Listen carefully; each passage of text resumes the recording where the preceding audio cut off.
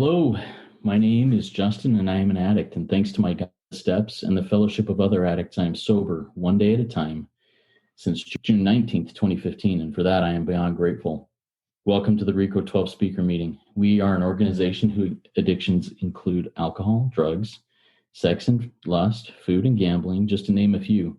We come together from all places, faiths, and backgrounds to learn the similarities of addiction and to gain tools and hope from others who are walking a similar path. We invite recovering addicts with at least 1 year sobriety and who are actively working their recovery in their respective fellowships to share their experience, strength, and hope on a live Zoom meeting each Friday at 12 o'clock noon Central Time for 20 to 25 minutes.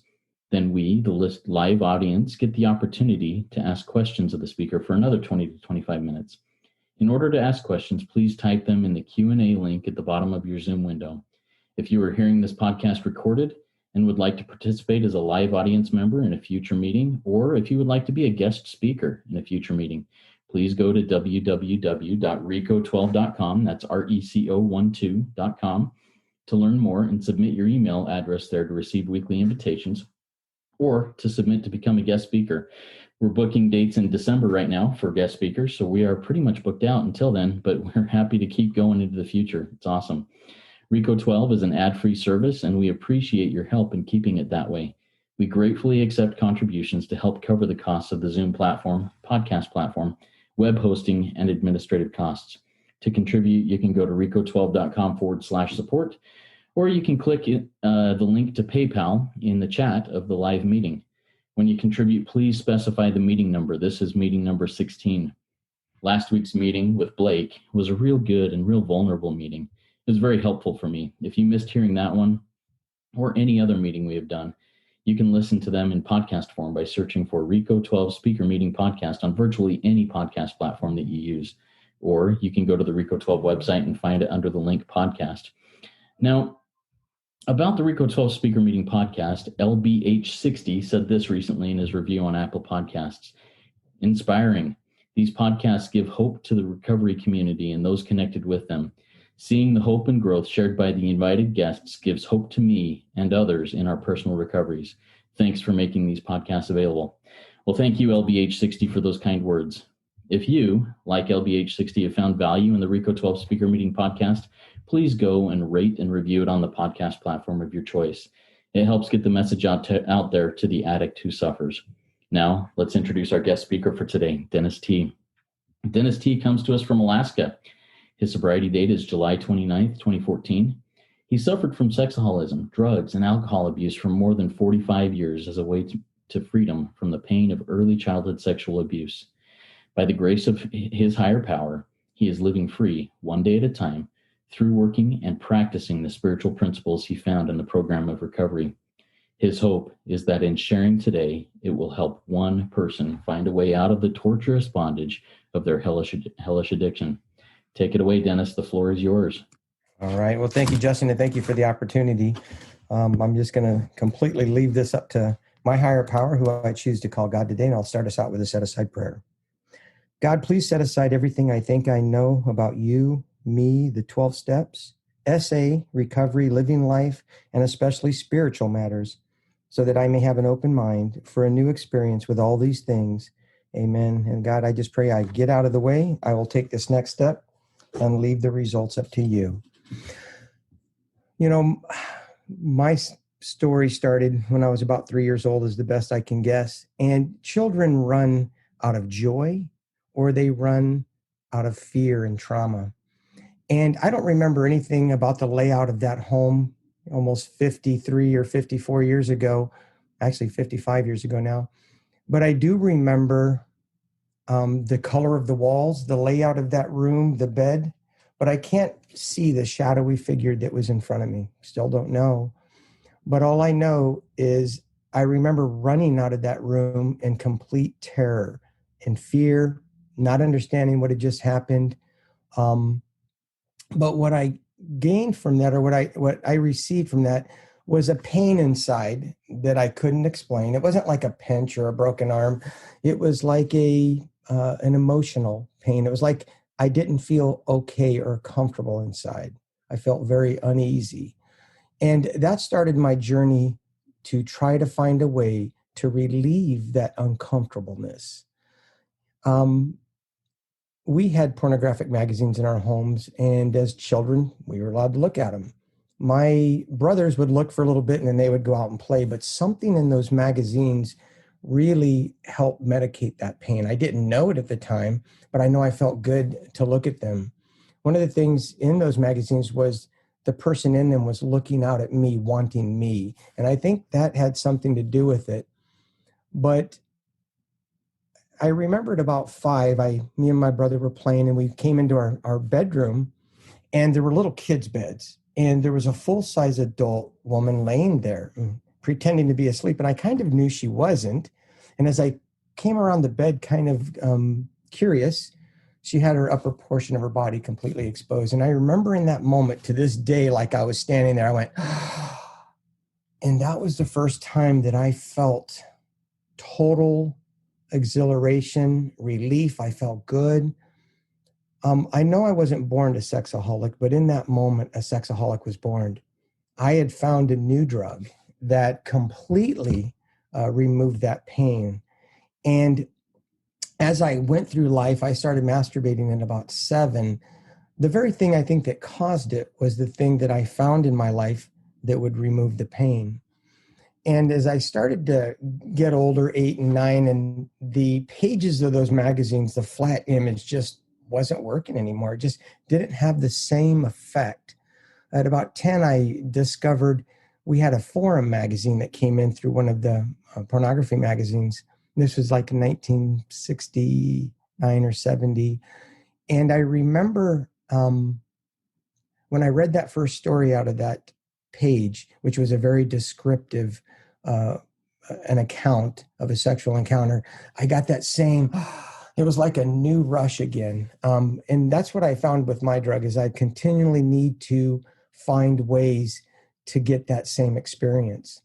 I had to savor those stories over the next 30 days because the magazine only came in once a month, but I was introduced to fantasy in a whole brand new way. And that's where I lived for most of my life. It was a safe place for me. I always felt inadequate, unworthy, alone, and afraid. But by about 12, I decided, because I knew I wasn't like the other kids, my insides didn't match what I saw on the outsides of others, that I wanted to be free from this. And I didn't want to do this anymore. I wanted to be a normal, regular person. And I think I could tell that the control of this was starting to grow, but also I just wanted to live like a regular person. So I put my first stake in the ground, and I decided at that moment that I would never again look at pornography, fantasize, or masturbate. And I think I maybe made it 2 weeks, but I started to feel the suffering that came from not acting out. I didn't know it would not, because I never had tried, but it was absolutely painful. And I had to get to a point where the realization came that I gave in, and I was devastated. I thought, oh my gosh. It wasn't until I tried, maybe a year later, tried drugs for the first time, that I actually felt some control and relief over my sexaholism. And I poured myself into drugs. This was my newfound thing that would not only relieve the pain, but could block off the effects and the control of the sexual addiction. But that didn't last long. I was then a sex addict and a drug addict. 16, I went down to the military recruiter because somebody said, well, discipline, you can get discipline in the military. And I thought, well, that's what I need. So I went down and they said, no, you have to wait till you're 17. So 3 days after my 17th birthday, I showed back up at the recruiter. I signed up, and 3 weeks later, I was in basic training. I went a total of 3 months completely free from this disease. I'd always had a faith tradition from early on, and I always wanted to really connect. I always felt God's presence, but I could not do this. But when this disease came back, it was full on for the next 4 years, and I was a slave, and in that, as it said, hellish bondage, and couldn't stop. I get out of the Air Force, fast forward here, because I want to get into some other things. I met my wife, and for the first time in my life, I really believed that this was going to solve all my sexaholism. We got married, And I knew I would never be unfaithful to her. I knew in the depths of my core, I love this woman with all my life, and I still do. But within months, I masturbated again, to my complete shock. We were very healthy together sexually, so there was no reason for that. But that pain, I think that initial pain just never went away. I kept having to try and medicate that I now found out was a void that only my higher power can fill. My wife couldn't be my higher power. I didn't know that. So over the next, 25 years, it seemed like about every 10 years, I would cross another boundary. And I had been to a picnic. My wife and my son left. I was driving. I picked up a woman hitchhiking with no intent, with any at all. And I had been drinking, and I acted out with her. And I'm telling you, when I dropped her off, I said, "Oh my God, what did you just do?" I couldn't believe it. I mean, and I decided to bury that so deep in me that I would take that to my grave and never speak of it and just move on with my life. And what I got was, over the next 2 weeks, complete freedom from my disease. I felt free from it. And I thought, well, that's it. I'm completely done. But what I couldn't have known crossing that boundary is what came back. The calling or the pain to act out was 10 times worse than I'd ever experienced. I never felt anything like that. And I was dying inside. And I thought, oh my God, which then led to me driving around again, looking for more, which ended up in prostitution, also massage parlors. And I couldn't stop. And every time I cried out, "God, please help me, please help me." And I begged God a thousand times to relieve me of that. And I couldn't understand, because I knew without a doubt there was a God, but I couldn't understand, why isn't God taking this away? And in the big book, it says, or not the big book, but in my white book here, it says on page 20, "I didn't realize the essence of being human is to have free choice. God doesn't want to remove from me the possibility of falling. He wants me to have the freedom to choose not to fall. I'd been praying self-righteously all along, 'Please, God, take it away,' not realizing my inner heart was piteously whining, so I won't have to give it up." And this is the big one. There was a belief in God without surrender, and that belief availed nothing. I had never died to lust. And so as another decade went by, the prostitution, the massage parlors, they just didn't have the same effect. The drug wasn't as powerful. And I remember the compulsion was so bad that we'd be ready to go camping. I'd get off work early. I'm like 10 minutes from my home. And the thought comes to mind, go get a prostitute. I'm like, no, no, no, please, please don't do this. And sure enough, I might make one left turn to not go that way, but I couldn't make it home. I would go pick up a prostitute. I'd be devastated, sad, depressed. And I was at my wit's end. I was honestly so depressed. I was taking a lot of pain pills, drinking a lot of alcohol, using drugs and video games, and just to try and find some relief from my sexaholism. I won't get into how far those boundaries went, because that doesn't think it matter. I think for time, I'll just suffice to say that I crossed many more boundaries that left me sick. The last day, I was at the lowest bottom I'd ever felt. I had just acted out with a person. I was coming back into my office to put another ad on. I got 15 minutes relief, maybe. And I thought to myself, I'm not going to do this. And so I took a bunch of pain pills. I drank alcohol. I used drugs. And as I sat there in oblivion, I didn't want to die, but I didn't want to live anymore. I didn't, honestly. I wasn't trying to kill myself. I just wanted to find freedom from that pain that had killed me my whole life. And so I called my pastor and I said, "Man, I'm not good for anybody." And he said, "What's going on?" And I shared everything. And this is the guy that kept saying, "You got to be an elder, bro." He had no idea. I had two lives. One that was a good man, good father, loved going to church, and I did love the Lord. But the other one was a complete hidden world and life that I was a slave to, that I really kept trying on my own to get. So he told me to go talk to this guy, which led me to a guy in SA. And the guy in SA said, "Go to the meeting tomorrow morning at 6:30, which was July 29, 2014. I showed up so broken. And as I heard the words from the reading, the shares, I thought, man, these people are just like me, and they're free.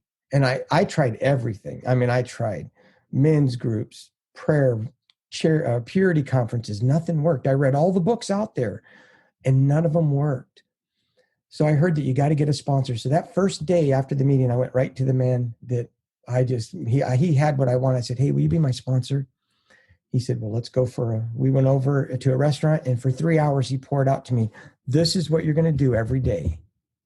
And you're going to have to get rid of, if you be my sponsee, all drugs, all alcohol, video games, everything. And so that day we went out into the parking lot, crushed my paraphernalia. I threw out hundreds and hundreds of dollars of drugs, took my video gaming card out of my computer and sold it for pennies on the dollar. And I did everything that man asked me. And to me, I think the desperation was so powerful to be free of the pain that would not go away now, that I was willing to do anything. And I did everything he asked me. And man, did the miracle start to happen. I started being transformed immediately. And I was on day 4, and I was writing out my early sexual history. And all of a sudden, when that compulsion would hit, it would be like that breath.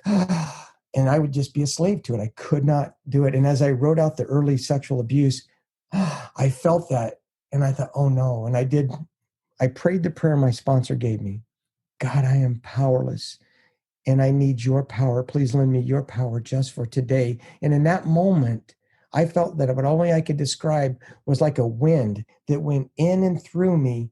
And for the first time since I was 12 years old trying to quit, that compulsion and that temptation just was squelched. And I felt peace and serenity. And I thought, oh my God, I don't ever have to do this again. I don't ever have to do this. And so I poured into my step work. I was going to meetings. I was calling 2 guys a day. And every time I got enough sobriety to get into another level of service, I jumped into that service.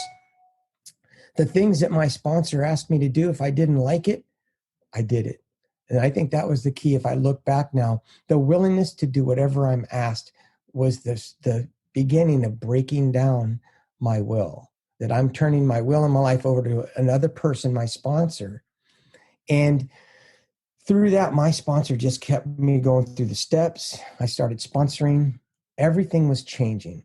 And I found in that moment that when I would surrender the moment of temptation, if I would go to God immediately, it was like a Y in the road. 100% of the time before I took the drink, the attraction was not the drink. I would go to God immediately. God would, his presence, which is my power and comfort, would come in, relieve that. And my thinking would change, like, I really don't want this. And I would make a call. But if I paused in that moment and didn't go to God, I would start having to try and fight this again on my own. And any resistance exponentially powers the disease. And I would take the drink. And that poison would go into my system. God has never removed the poison after I've taken the drink. The effects are there. So the quicker I go to God, what happened is those temptations getting further and further apart, and the power in them was getting broken.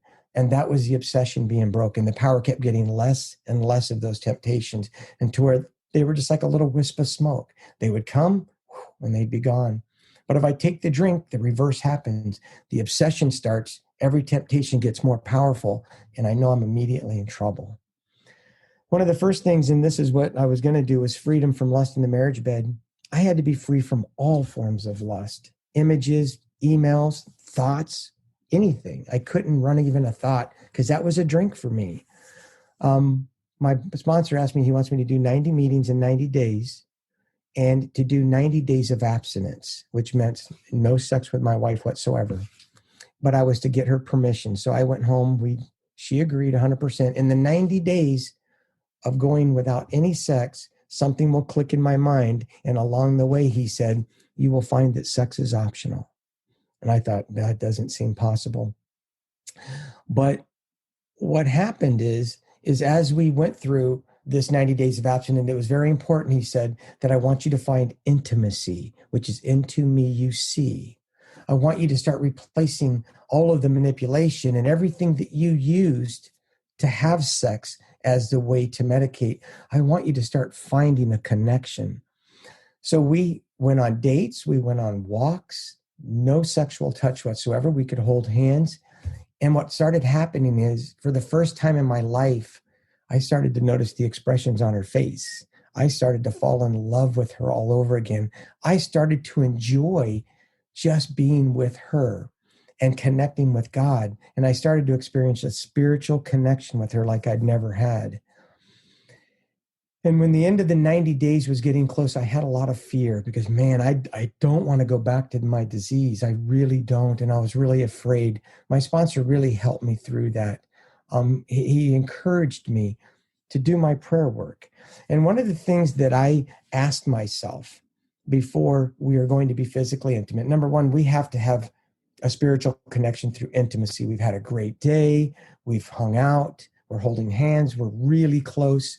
And we're going to be physically intimate. I get to ask myself 4 questions. Do I feel like I need this? If I feel like I need it, then it's lust and I can't have it. And sex is optional. Am I wanting this to relieve stress or find comfort? If I'm doing that, then once again, I'm trying to medicate with sex, and it's not healthy for a sexaholic. Non-sexaholics, I can't say what's right or wrong. I'm just saying this is my experience. And the 4th one was the big one. Am I wanting to have sex with my wife for a connection? That's the most deadly, because it's me making her my higher power. I need to be connected to God first and have a spiritual connection with her secondly. And then if I don't need it, I'm not doing it to find comfort or relieve stress or have a connection because I've already got them, then it's a beautiful union. I don't do this perfectly. In the years since, the times that I have either needed it, did it to relieve stress, find comfort, or want a connection because I'm codependent and she becomes my higher power, we're not fighting the next day, but there's this great chasm between us. We're just separated.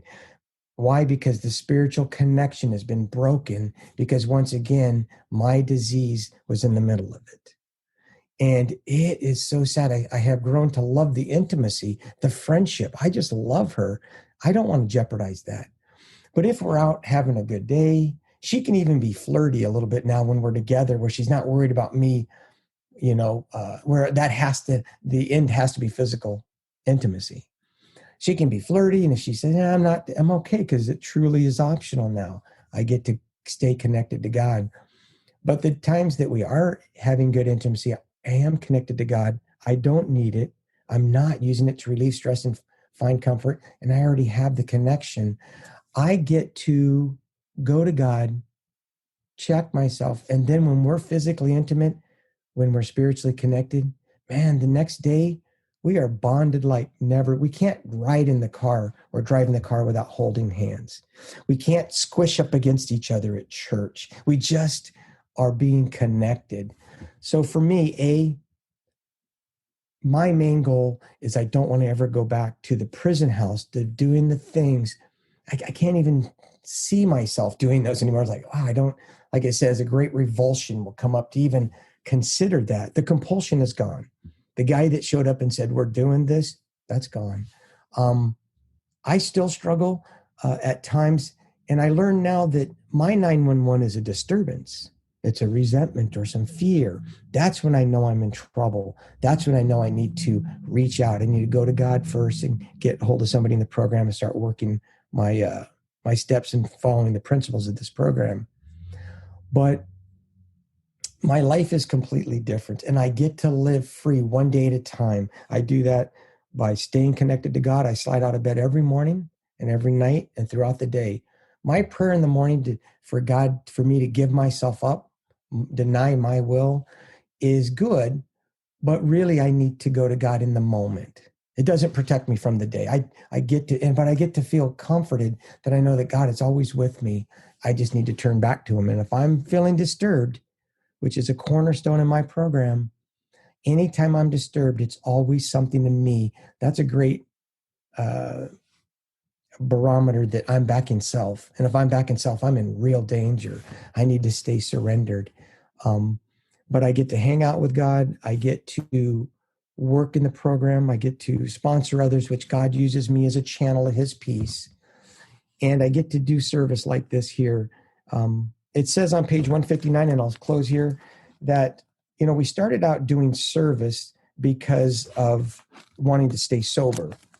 But it says these men had found something brand new in life, though they knew they must help other sexaholics if they would remain sober. That motive became secondary. It was transcended by the happiness they found in giving themselves for others. And I can't tell you the happiness and the joy that I get, the emptiness, the sadness, and being a slave in bondage to this disease is gone, but just for today. I'm not cured. And if I stop working this program, I know I'll go back. So I'm so thankful today that I get to be here. I hope it helped somebody. I'm leaving that all in God's hands. Everything I didn't plan today, I started trying to formulate so I could be a performer. I thought, no, just stop. Let God do whatever he would have for you guys. So I want to thank God first. I want to thank you all, and God bless you. Thank you, Dennis. Really appreciate that.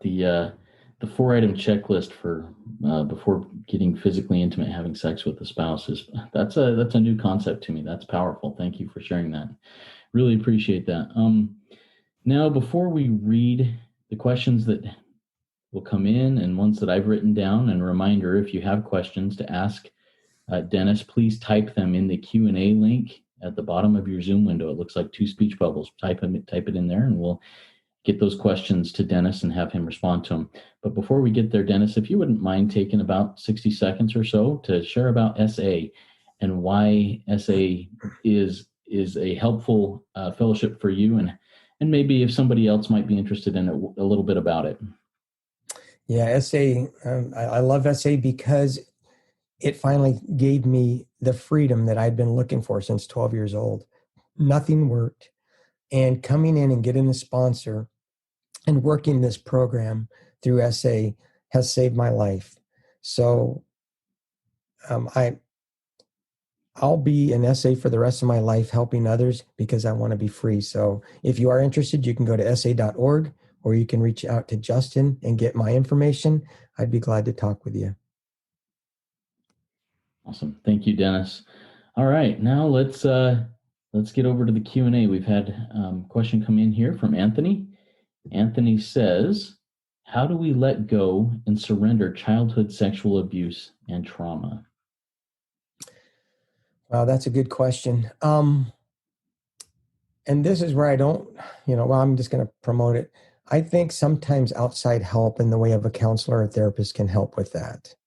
I know for me, I guess to answer, for most part, it was step 4 for me because it gave me the prayer tools.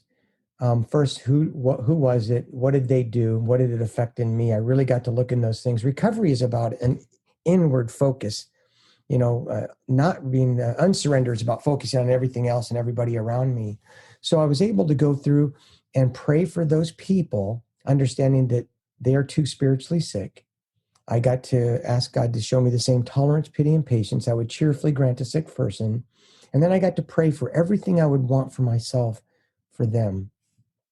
And when I felt that I could check off that I felt nothing but love and compassion, never to be brought up or charged against them again, then I could go on to the 4th column of what was my part. In those cases, maybe there's not, or how I've acted since then, but it's the prayer tools that really God came in and removed that pain from me. And my 5th step was amazing for transforming. My shame was gone after my 5th step. I can't explain that. But it really was about the 4th step for me, and then the 10th step to continue watching for those things that may take me out. Pass. Thank you, Dennis. I appreciate that. When you talked about getting your sponsor and going sitting down with him for 3 hours at the restaurant and talking about things, your sponsor asked you to do some pretty drastic things. Yes, stop drinking, stop doing drugs, get rid of your video games. Tell me a little bit about why that was so important to you. And then do you expect like the same type of behavior from sponsees or commitment from sponsees that you sponsor? No, I won't sponsor somebody that's continuing to use drugs and alcohol, though. I just don't think, I still think they're medicating. I guess my sponsor could tell I was doing 12 to 14 hours. I was first-person shooter video gaming on the weekends every day, doing 2 before work, 2 after. So he could see that was a big drug of mine. But I think in order to recover, I have to stop medicating and start relying upon God. So when I have a sponsee, especially sponsees that are, if they don't have alcoholism, but they do drink, I ask them to go 90 days, without drinking. And if alcohol is a problem after that, then I ask them, it's just suggestions, right? Suggestions are like, hey, don't step off that 46th floor of that building. So it's up to them. But initially, I won't take a sponsee that's going to continue to use drugs and alcohol because I just don't think they'll be successful, but I could be wrong. Thank you, Dennis. Another question came in from John. He says, and I'm going to do a little bit of rewording of this, but he said, you mentioned your brother seemed to not be taken in by the pornographic magazines. Yep. Without taking their inventory or divulging things that you may feel inappropriate for you to do. Did they ever get taken in, and how are they doing now? My older brother was a heavy drinker, but just quit without no program. My other brother, no, he's never really been, addiction's just not been a problem with him. I don't know. I don't think either one of them were molested. I know I talked to my younger brother. We were out fishing once. He had nothing like that. But apparently the pornography didn't have the same effect on him that it had on me. I mean, I was using it, I think, to relieve the pain of my little brother doesn't remember any of it and he's not affected. So I can't say, I really don't know about them, but neither one of them are addicted to stuff right now that I know of. Thank you. I know that there are sometimes family, genetic things, generational things with addiction, but somehow some people avoid that, and that's awesome. I'm happy for them, and thanks for sharing that, by the way, Dennis. Okay, I've got another question here, and a reminder to the listening audience: if you've got questions, type them in the Q&A there. What is your thought, Dennis, and this is a thought that I've had over the last few days, what is your thought on going into each day hoping to stay sober in a defensive stance? For example, hoping that when you're at the grocery store, a beautiful woman doesn't come across you wearing clothes that may be triggering or whatever. What are your thoughts on doing that defensively? I think that I'm living in fear, which means that I'm relying on myself. I think part of being free from sexholism is the acceptance that I'm a sexaholic and that's not going to go away. That I don't know. Sometimes I can go into a store and not be triggered. And sometimes I can go into a store and it's very overpowering. But I think for most times a temptation, like I can share my sponsor, we will call back and forth and, hey, you'll never guess what happened. I don't know that goes away. What goes away is I don't take the drink. And sometimes I do. And I pay a horrible price for it. But I think the confidence, and I think that comes in practicing my surrender over and over to the point where I know that God is there and I know that God will take it. The scary part is if I'm in control and I don't want to ask for that power. The power is there always.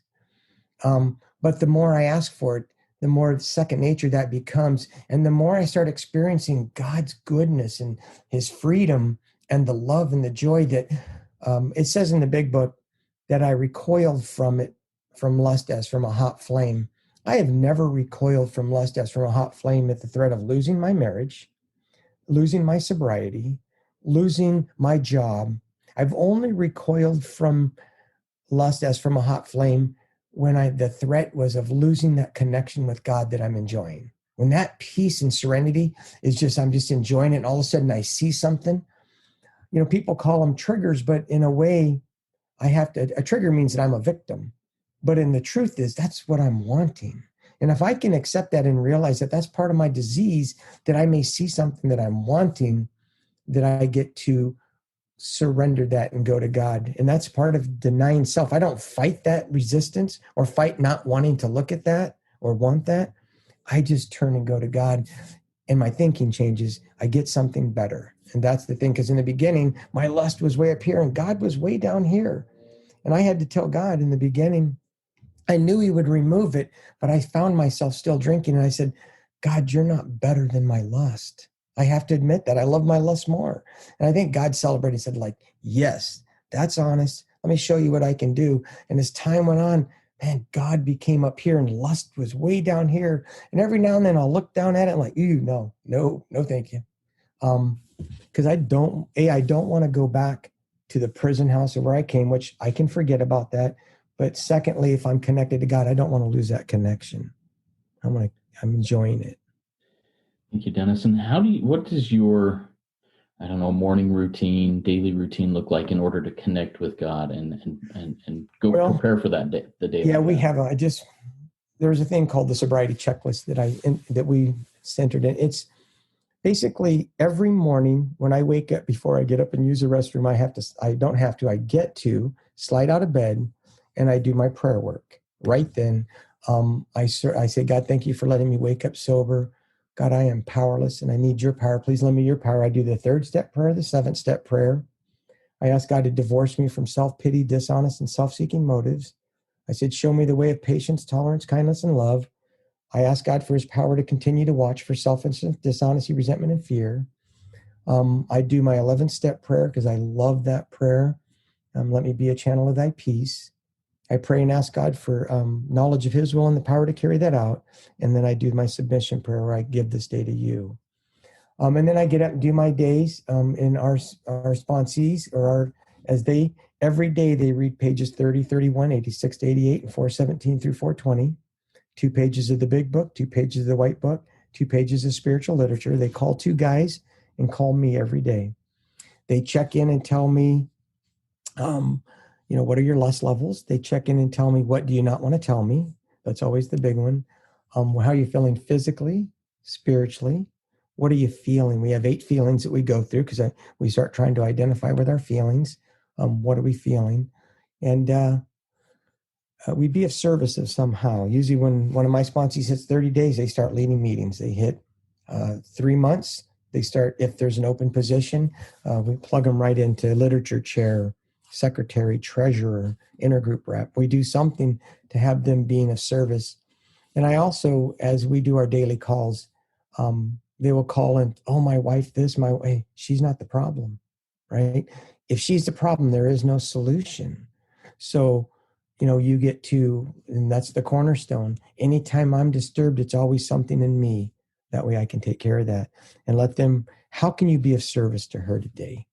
Go do the dishes, take out the trash, be of service of some way, regardless of how she's being, because she's a sick and suffering person, just like me, and I get to not make that about me. That's easier said than done, by the way. Yeah. One thing that I have noticed from people who are enjoying recovery and healing with their connection with their higher power is that they devote quite a bit of time to that each day. And yes, I agree with that totally. What do you think your time commitment to your recovery each day seems to be on average? Oh, I don't know. Well, I'm retired now, so I don't need to go to a meeting every day. I've stopped going on Tuesdays and Wednesdays because I'm writing. I'm doing a lot of writing, but I think an hour a day is pretty average. Where I'm either talking to somebody, I'm reading something, I'm going to a meeting, sometimes more. So I don't. Here's what I'll say. Especially for newcomers coming in, I don't think it's so much important of what exactly you do as that you follow your sponsor's suggestions. That's breaking, because remember, the disease isn't the prostitutes and the acting out, masturbating, pornography. That's not the problem. That's the solution to my problem. So what is my problem? Oh, it's all those defects.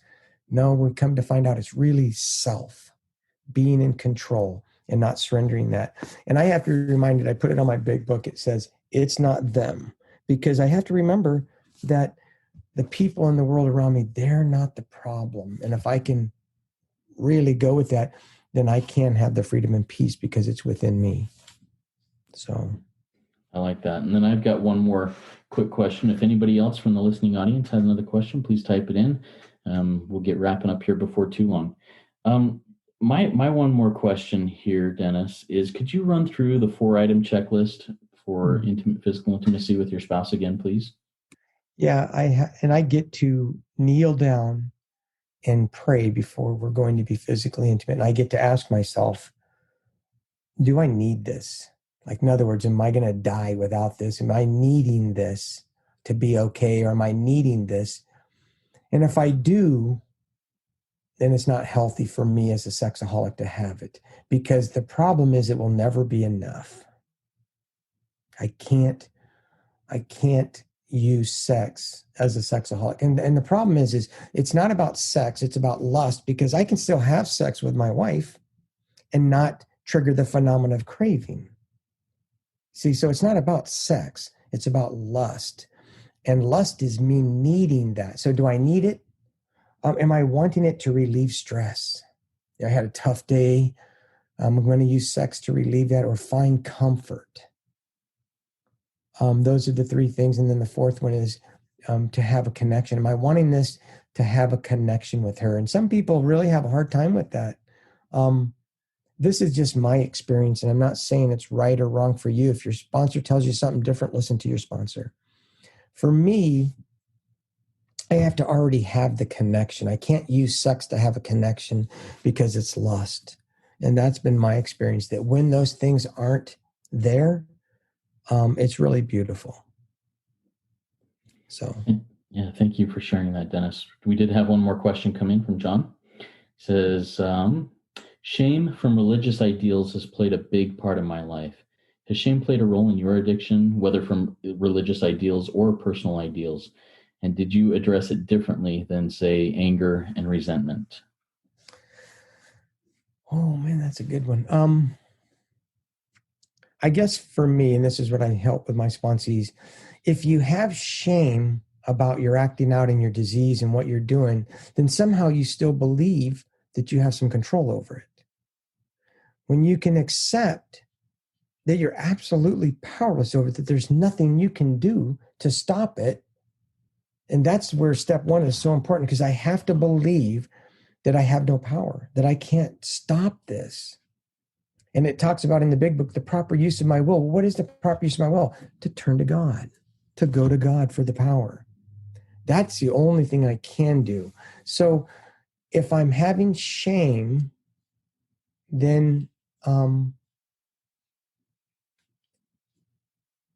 maybe I haven't accepted that I'm a sexaholic.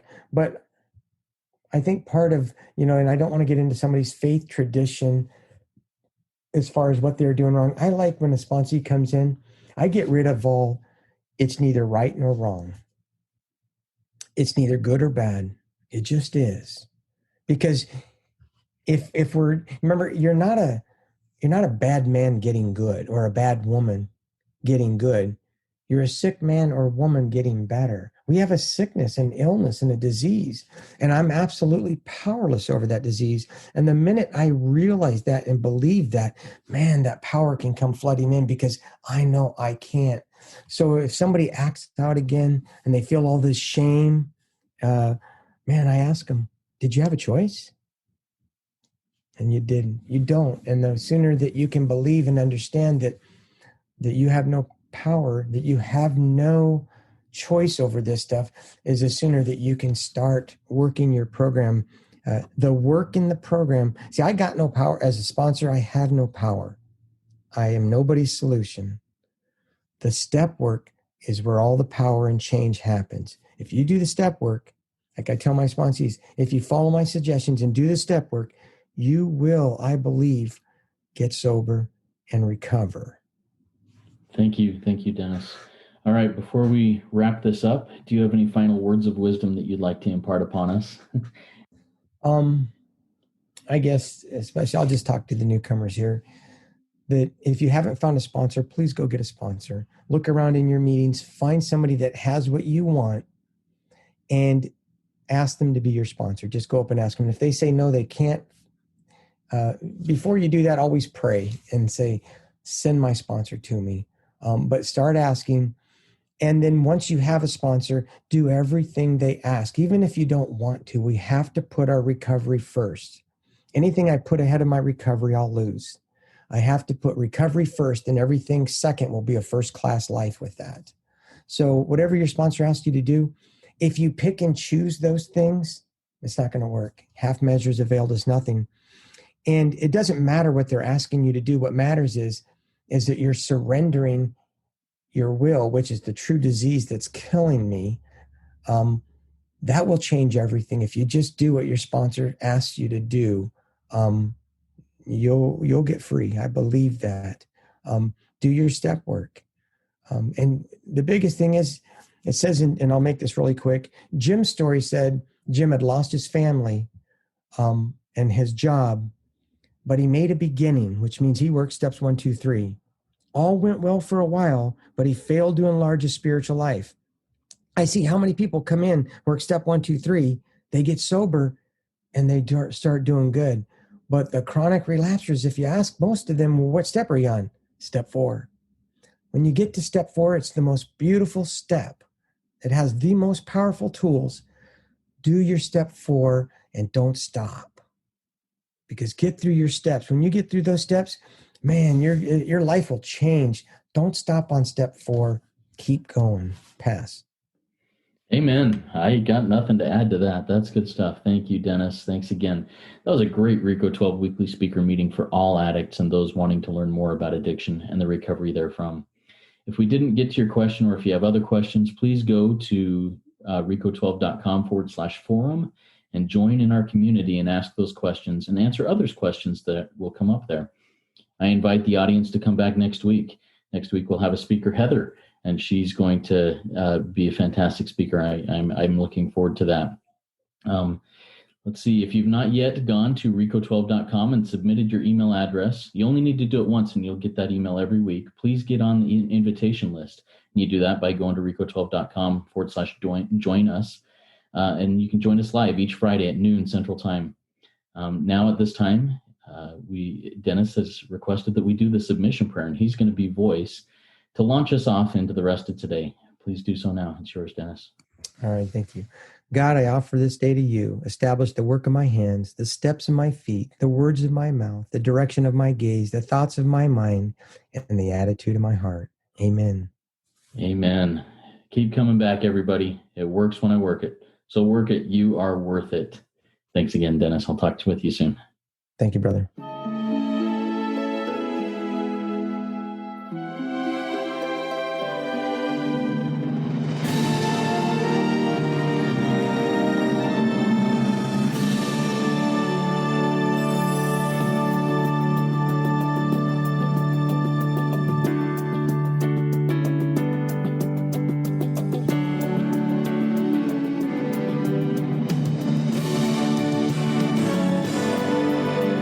Standing still a moment, carving out this time, reflecting on the landscape of this life of mine. Peaks too high to conquer, streams too wide to cross, troughs too deep to walk through without incurring loss. Yet here I am, still standing tall, despite the rough terrain. One like me survived the storms and walked through wind and rain. Still standing, I will fight the good fight, still searching.